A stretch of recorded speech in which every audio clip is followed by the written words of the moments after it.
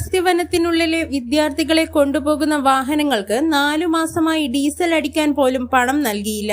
വിദ്യാവാഹിനി പദ്ധതി പ്രകാരം ഓടുന്ന വാഹനങ്ങൾക്കാണ് സർക്കാർ വാടക നൽകാത്തത്. ഇനിയും വാടക ലഭിക്കാതിരുന്നാൽ വനത്തിലോടുന്ന 10 വാഹനങ്ങളും യാത്ര അവസാനിപ്പിക്കുമെന്ന് ഡ്രൈവർമാർ അറിയിച്ചു. സംസ്ഥാന സർക്കാരിന്റെ കീഴിലുള്ള IDDP ആണ് വാടക കൊടുക്കേണ്ടത്.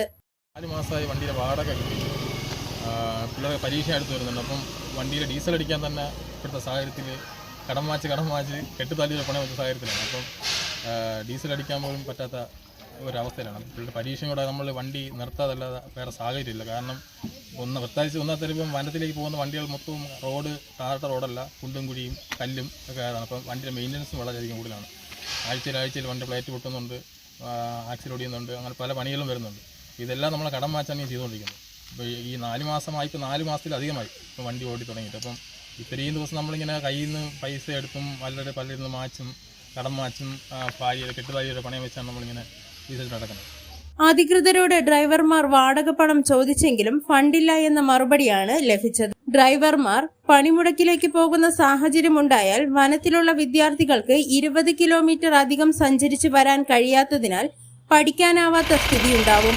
കുട്ടികളുടെ ഭാവിയെ കരുതിയാണ് കടുത്ത നടപടികളിലേക്ക് ഡ്രൈവർമാർ നീങ്ങാത്തത്.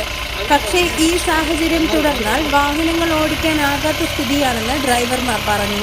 2 ദിവസത്തിനുള്ളിൽ ഫലമുണ്ടായില്ലെങ്കിൽ കടുത്ത നടപടികളിലേക്ക് നീങ്ങേണ്ടി വരുമെന്നും ഇവർ പറയുന്നു. മീഡിയക്കാരെ അറിയിച്ച കാര്യം എന്ന് വെച്ചാൽ നമുക്ക് ഈ 2-3 ദിവസത്തിനകത്ത് പൈസ കിട്ടിയില്ല എങ്കിൽ നമ്മൾ വണ്ടി ഓട്ടം നിർത്തിവെക്കേണ്ട സാഹചര്യത്തിലാണ്. അത്ര സാമ്പത്തിക ബുദ്ധിമുട്ടായതുകൊണ്ടാണ് ബന്ധപ്പെട്ട അധികാരികളിൽ എത്താൻ വേണ്ടിയാണ് മീഡിയക്കാരെ നമ്മൾ അറിയിച്ചത്.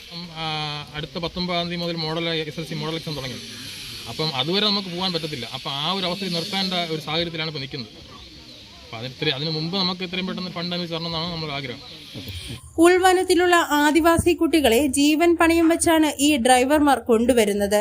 150ഓളം കുട്ടികളാണ് വനത്തിൽ നിന്ന് വാഹനങ്ങളിൽ നാട്ടിലെ സ്കൂളിലേക്ക് വരുന്നത്.